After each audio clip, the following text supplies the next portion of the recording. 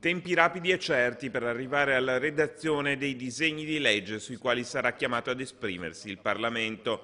Luca Zaia, presidente della Regione Veneto, Attilio Fontana, presidente della Lombardia, e Stefano Bonaccini dell'Emilia-Romagna prendono carta e penna e scrivono al presidente del Consiglio Giuseppe Conte.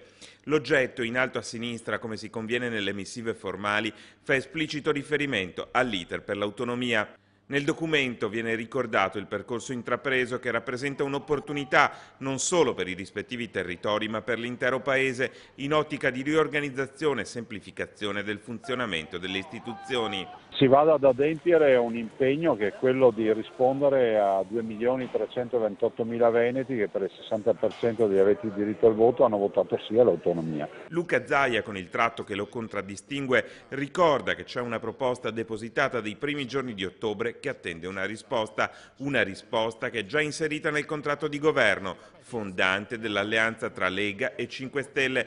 Insomma, un ingorgo istituzionale che secondo il Presidente della Regione non esiste e che potrebbe quanto prima risolversi con un via libera. Nella proposta concordata, in linea con la legge, perfettamente rispettosa della Costituzione, che è sul tavolo del Presidente del Consiglio dal 2 ottobre scorso, si chiedono le 23 materie, come sempre detto a gran voce dal Veneto, e si chiede l'applicazione in toto dell'autonomia, quell'autonomia che è prevista dalla Costituzione.